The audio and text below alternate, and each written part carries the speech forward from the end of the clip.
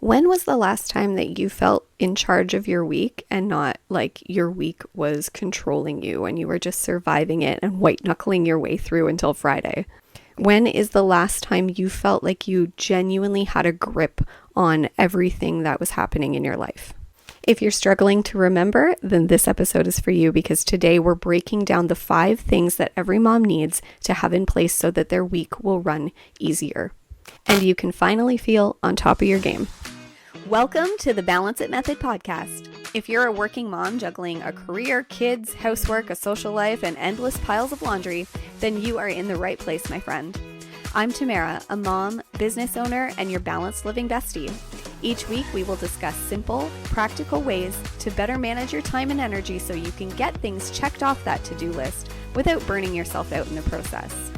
If you're ready to take off that busy badge of honor and finally take control over life's chaos, then let's take this journey together as we learn how to balance it.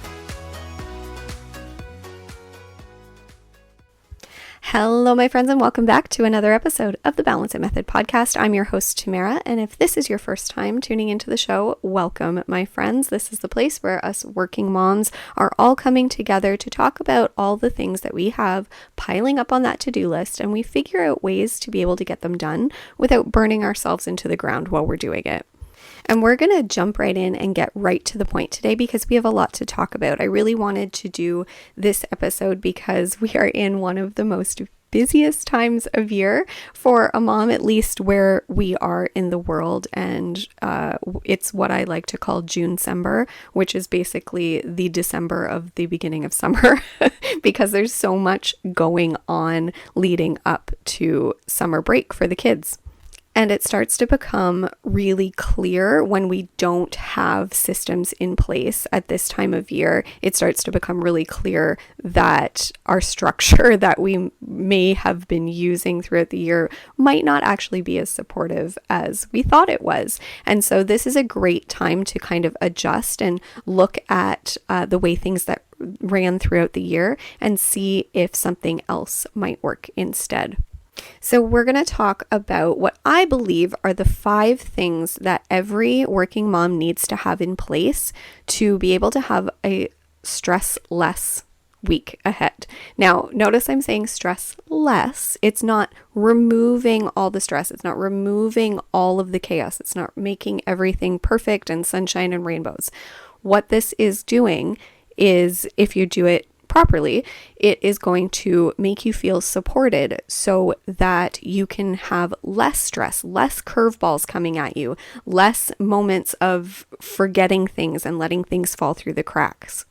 We got a lot of things we're juggling. We all know that we're juggling a lot of things. And this is the only way, I believe, to be able to get on top of those things and still feel like a human being on the other side of it. You can hustle really hard. You can do productive work all day, every day, and just produce. But that doesn't feel very good at the end of the week, right? And even when you're doing that, it still sometimes doesn't feel good with what you're producing because you're not able often to complete those things because of all of the unpredictable curveballs that are flying at you, because your kid got sick in the middle of the week, because an unexpected meeting showed up for this thing that you volunteer for all of these extra things that might come at you. And then that to-do list that we live by, that we live and breathe by as working moms, starts to fall apart because you're not able to get it done. And then you're rewriting the same things over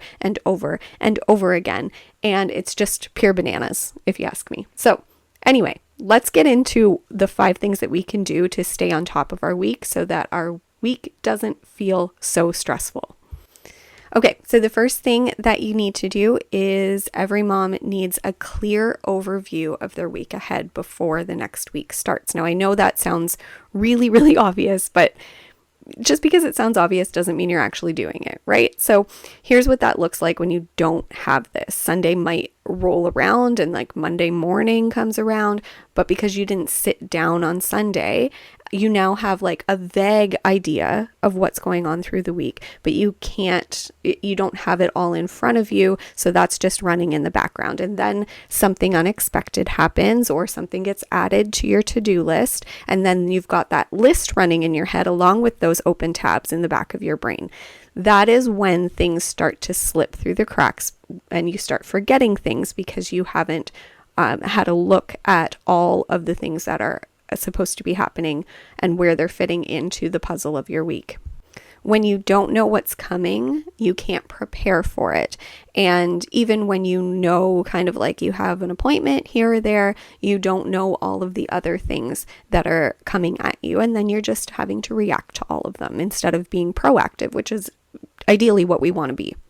So to avoid this, we need to have a weekly overview. And this is probably something you already have, like a Google Calendar set up with all of your appointments and time-stamped things that are happening for the week ahead. Now, if you don't have that and you're literally just trying to remember everything, girlfriend, set up your Google Calendar. Every time somebody says, oh, there's an event happening on this date at this time, put it in your calendar. Stop relying on your memory. Your brain is not meant to hold information, okay? We're stopping doing that today. We're putting it into our Google Calendar, if not directly into our paper planner. And then we need to look at it, right? We need to look at the week ahead and say, oh yeah, we have an appointment at that time on that day. And we have this going on the weekend. And that's something that we actually need to prepare for. Oh, the kid has a birthday party on Saturday. We need to get a gift for that. If you're not looking ahead for that, you're always going to be reacting. Okay, thing number 2 that you need, I'm just going to call these things, okay?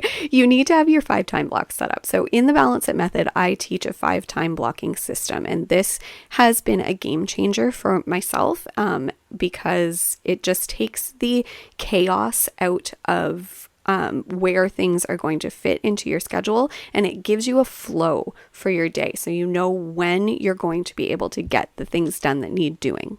I've talked about the 5 time blocks in several other episodes, but they are as follows: your morning ritual, your AM non-negotiable block, your work block, your PM non-negotiable block, and your evening ritual. And so all of our tasks are within those 5 time blocks. Instead of blocking off time for like, okay, I'm going to do laundry for this next hour, and that's my block for laundry. This is my block for cooking dinner. This is my block for working. We're not doing that. We're putting everything under overarching categories so that we have a flow to our day and we know, okay, this task is coming up, something that we have to do. Where in my non-negotiable blocks am I fitting this in? Where is this work meeting that I need to hold fitting into my work day? That is why we use the 5 time blocking system. When you don't have this in place, again, you're reacting to things. You're doing the things that are calling your name the loudest, right? Like you see when it comes to your organizing your house, you see the things that need doing, and you're obviously going to do the things that are driving you nuts first instead of doing something else that maybe makes more sense in that time and then working your way towards that other task. The 5 time block system gives you like a skeleton of your schedule, of your day. It's like the rhythm, the flow. So you're not reinventing the wheel every single morning. You know exactly what tasks belong in which part of your day, and then your brain can stop depending on you to remember everything all the time. Or should I say, you can stop depending on your brain to remember everything all the time. Okay, thing number 3 are your core needs systems. Stick with me here, especially if you're new, because these jargon things that I'm about to throw out at you might not make any sense, but just stick with me. Let me explain. So your core needs systems are the how-to processes for everything that needs to happen day over day, week over week, month over month. Okay. These are your repeatable tasks. The laundry, the groceries, getting the kids out the door in the morning, managing the cleaning, paying the bills, meal prepping. These also include things that help you to feel more like a human. This could include like a hobby that you want to be able to have time for. This can also include relationship building things, time with your friends, date night with your husband. It's anything that will make your life feel more in control and balanced, and things that need to be repeated over time. I think we all know what happens when we don't have these things set up, right? When's the last time you saw your girlfriends? That's a sad, long pause, right? If you have a system, a core needs system where you guys are all making a plan to get together regularly, then that long, sad pause doesn't need to exist anymore, because you know when you're going to see them again. You know when you're going to have that time for yourself. When's the last time you were able to have a date night with your husband? I'll give you a minute to think about that too, because that's something that we think we would like to do to have our relationships be stronger with our partners, but it's something that gets put to the side because it's optional. And then those are the things, when we don't have systems in place, that start to deplete us over time, because we're constantly having to do things for other people and we're not always conscious of the things that we need for ourselves. This is one of those things that invisibly drains mom's energy. And it's not just that. The other things that we actually do need to do that are obvious, like the cooking and the cleaning and all the laundry and that kind of thing, when you have a system in place that you can just drop inside of your time block and you know exactly how it's going to happen and when it's going to happen, and it's not like a thing running in the back of your mind that you have to think about all the time, then you have more space to be able to do the things that you actually enjoy that fill you up. Basically, your core needs systems take those repeating tasks and turn them into a predictable, lower brain energy process so that you can just do them, or better yet, if you can delegate them, that's even better, without having to think it all the way through every single time. Okay, let's move on. The fourth thing that you're going to need is a priority funnel. Now, again, if you're new around here, stick with me because I'm going to explain what this means. And even if you're familiar with what I'm talking about, lean in for a minute because most of you are skipping this process. The priority funnel is your list of the extra stuff. Okay, so you know how you're writing a to-do list all the time? This is your priority organized to-do list. But because you have core needs systems for all the things that are repetitive, there's very, very little on this list most weeks. Some weeks it might be full, but most weeks you should have 3 to 4 things max. This list is for things that are coming up in this specific week ahead that are outside of your regular routine or your regular things that you need to do, your regular core needs system. So grabbing a birthday gift for a party that's coming up on the weekend, the email that you keep forgetting to send, the form that needs to be filled out for back to school. And even a lot of those, as I'm saying them, I'm like, those could probably be made into systems as well, because there's often times where emails are coming in that we need to respond to. There's often times that paper is coming home to be signed for school. And I actually do have a core needs system for processing the papers that need to be signed. So a lot of the things that you think are one-off tasks, have a look at them again, because they're probably happening more often than you think they are. And if they are happening repetitively, more than, let's say, 3 times a month, then they probably need a system set up to be able to do them, which then means your priority funnel is super short. So here's what happens when you don't have this set up in your life. All of this stuff is living in your head, or it's all living on one giant long list. Your head is not a place to store things. We've talked about this before. There's a science behind it. Your brain is not actually meant to hold information. It's actually meant for creative processes. When your brain is trying to store so much information, the information starts to leak out at really inappropriate times, right? Like 2 a.m. when you wake up and you're like, oh, I forgot that thing that I was needing to do. Or in the middle of a conversation with somebody else, or when you're in the shower, like they just start to come to you and they drift in as you're doing other things. And that sucks. And it makes you feel like you need to stop doing that thing and move over and complete that task that you just remembered that you had to do. Or you make this giant list, you try to live off of it, but the list is not an accurate view of what you already have going on. So you're trying to get all this stuff done, but you didn't account for the things that are already happening in your day inside of those time blocks that we talked about, inside of the rhythm of your day. So you are just reacting to this list, and that's why your list sits undone all the time and it's super long, or you're rewriting it over and over again with the same exact things on it. Your priority funnel takes those important priority tasks for the week ahead. We're not doing things for 3-4 weeks ahead unless we absolutely have to. And it gets it out and it puts it in an order, and it allows you the space to be able to complete those things. When you've got your core needs system set up, that's the first step. The second step is to make that priority funnel so that you have more predictability.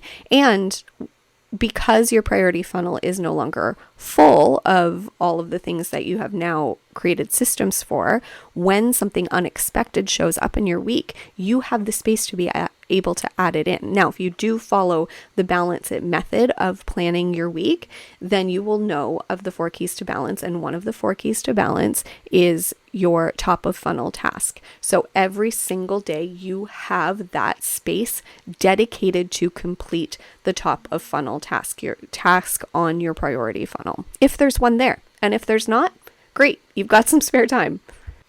Okay, now the final thing, thing number 5 that all of us working moms need to have in order to have a stress-less week is protected planning time.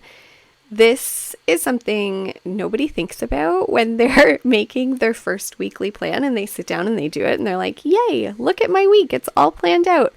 Oops, I forgot to put in space to be able to sit down and do this for next week. Now, if you get really good at building your core needs systems, this becomes a core needs system, right? You need to do it every week. Sit down, view that overview, get your time blocks set up, drop in all of your core needs systems, make your priority funnel, and then make sure that you have the space to be able to do this planning process again for the next week. It really becomes like a flow of the process of how you're doing this. And so it automatically starts to happen. Okay, every Sunday in the morning is when I'm going to do this planning process, or every Friday evening after work, this is when I'm going to sit down and do this planning process. It really starts to become something you look forward to because you know how supportive it is and how it's going to make the rest of the next week feel. Having said that, there are weeks that I have skipped it because I didn't have much going on and I thought, I got this, I don't need to write it down. I don't need to look ahead. And those weeks suck every single time. I don't know why it hasn't clicked in my brain that I need to do it and it's a non-negotiable, but I know that it's a non-negotiable. Sometimes I skip it because I just don't want to. But then I super regret it. And the next week I make sure that I have that time in there to be able to sit down and plan it out. Okay, so let's recap those 5 things every mom needs to make their life a little bit easier. 1, you need an overview of what's coming up in your week so your brain can stop holding on to it. 2, you need your 5 time blocks set up so your day has a flow instead of a free-for-all. 3, you need your core needs systems, so you're repeating tasks, the process of getting things done, you need those created to drop into your time blocks. 4, you need your priority funnel, so the extra stuff has a home and an order.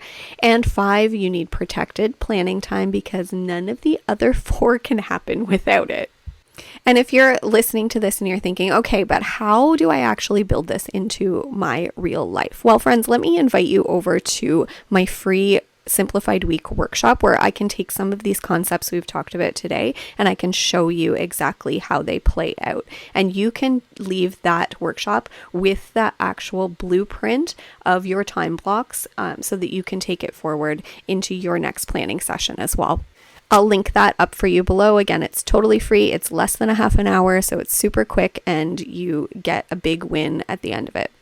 And if this episode hit home for you, if you could share it with another mom who might need to hear it, because she's out there running on empty as well and thinking, how am I supposed to do this? And so if we share these episodes and these things with each other, then we can really begin to support each other and start living our lives a little differently as working moms. As always, thank you for being here, and I'll be back for another one next week. Bye, guys.